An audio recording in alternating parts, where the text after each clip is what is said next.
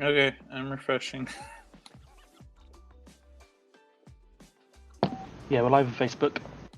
Oh, we're live. Yeah, We're live live. on Twitch.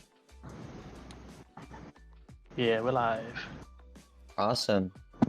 Well, we are live here from Philly. Our man on the ground, Quartz, drove all the way from DC just to see some very, very high-level players here. We got some exciting news on the Twitch, but first, let's introduce who we have on the stream. Of yours truly, Squawk. We'll be talking, commentating a little bit, doing some play-by-play here and there, and we also have Tristan. Tristan, say hello. Hey guys, thanks for joining us. This is going to be a fun tournament. There's some top players here participating. Yeah, and so Tristan, for those of you who don't know, our draft champion, he gets to have that title for the entirety of a month unless he wins it for 2 consecutive months, which we will not let that happen.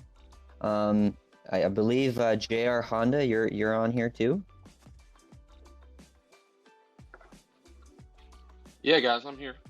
Yeah, do you want to tell them about the exciting new emotes we have now on Twitch? So, we have finally got our first 3 fully approved. So, for our Tier 1 subs, you have the ability to use the Rye Kappa, which is just a little nod to Mr. AJ here, the pilot, and his just fanatic love for Raichu, especially in PvP. We also have the camera up for our in-house resident ace camera up trainer, Mr. Valor Ash, rocking the America today. Freedom Rings Cup right there, back-to-back World War champs. And then speaking of Mr. Valor Ash, you know, he's number 1 because he's got all that head knowledge. So we finally have the head knowledge emote approved. Feel free to spam that in chat at all times. We should have a vote going for which one of the 3s are a favorite from Twitch. I'm very interested to see what you guys think. But those are for our Twitch Tier 1 subscribers, is that right? Yes, those are for Tier 1 subscribers. We've got an additional emote that has been approved, the Shiny Wobbuffet Flex, because we all know Shinies do more damage in PvP. That is for our highest tier sub. And then we've got 2 more that we're waiting to be approved. The Whiskash Shield Bait, and then we also have the infamous Haunter GG Thumbs Up emote that is waiting to be approved as well. Very nice, very nice. I mean, all of these are sort of our community memes. We have a very prolific player or member of our community, Tasarna, and he's like a huge Raichu fan, and so we have this feud between he and I going on where he promotes Raichu, I bash it for a little while, and then the guys decided to make an emote merging us both. So we'll see how long it stays. But let's talk about our the people that we're following today. Tristan, I believe you had the chance to... we both had the chance to scrim a little bit with Choostemaster. He was a quarter finalist, right, for the North American Championship? Yes. Yeah, so he made it through the group stages in Chicago Worlds, and then also had to make it through the subsequent playoffs, and made it to that final 8. A lot of us on Ghost Stadium were all rooting for him. Unfortunately, he lost in the first round of the final 8, but he still had a great performance there, and has put up quite a few other good performances in other Silph Arena tournaments as well.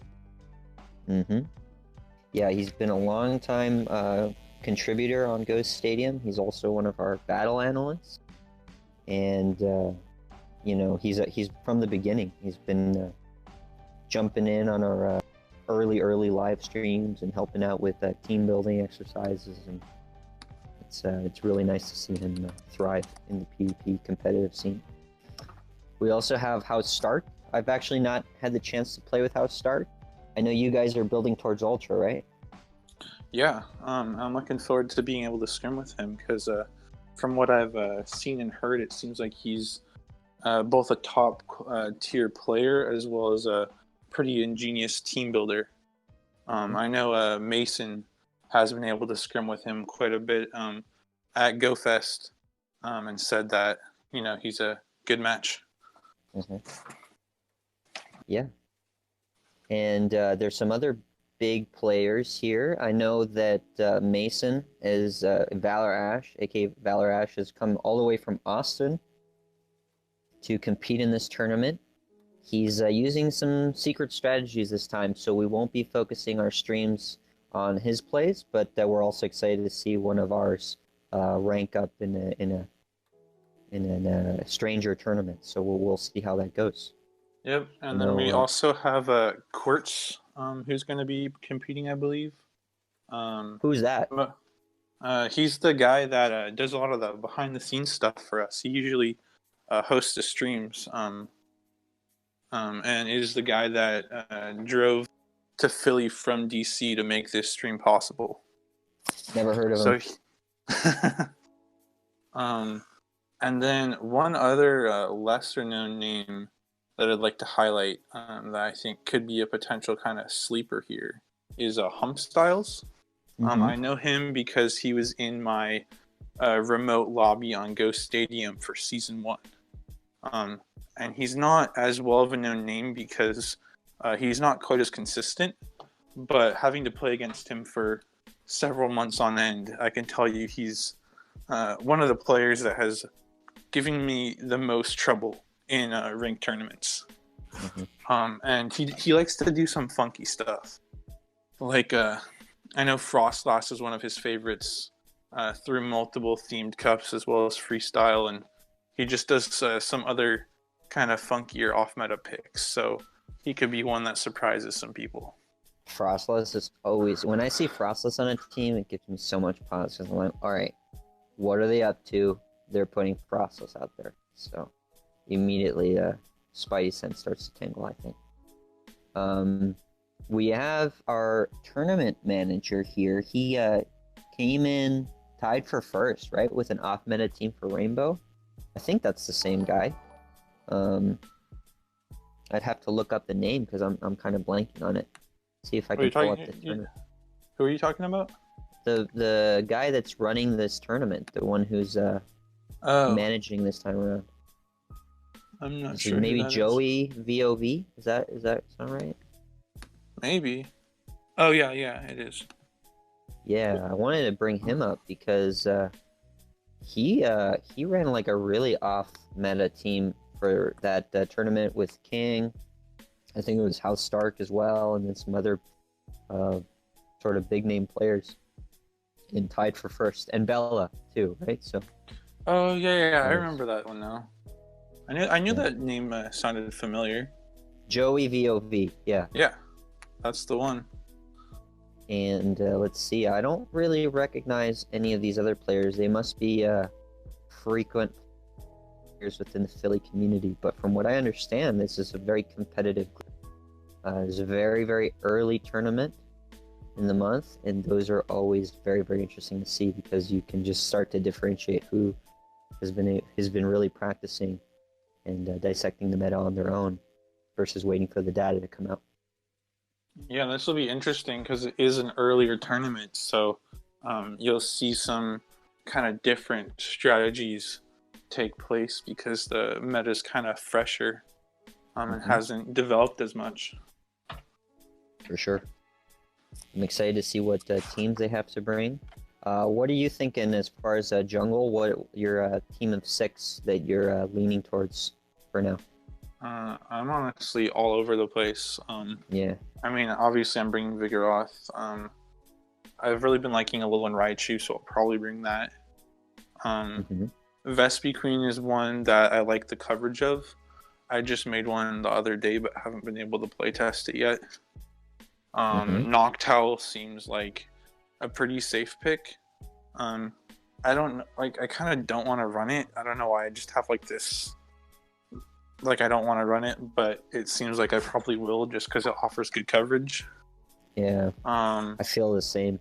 I feel the same exact about. I know, like you and I, We end up running very similar teams a lot, and I think we're in line with that Noctowl thinking. Even though it's really good, I just feel like it's a waste running a flyer that doesn't beat Vigoroth. But yeah, and maybe that actually that's... brings something up, which is that I know Choostemaster was toying with the idea of not running Noctowl. Or Pidgeot? Yeah, he wasn't going to run Noctowl or Pidgeot. He was going to use Fortress for some of the similar like grass and bug coverage. Yeah. He was talking about Fortress and Vespiquen and how between the two of them, they basically covered all the bugs and all the flyers. Right. So that will be interesting to see if he follows through with that. Yeah. And speaking of Choostemaster, we have a poll up on the stream for who you want to see us stream in the first round, either House Stark or Choostemaster. So if you want to see House Stark round 1, then type 1 in the chat, and if you want to see Choostemaster, then type 2. Awesome. Yeah, we're getting some results in. Just throw in your votes, support who you want to see first, and we'll be streaming both of them. Don't worry. For those of you who don't get to see the first round, your favorite, we will be streaming both of them. Very interesting matches from both of them. I'm excited to see what they have to bring to the table.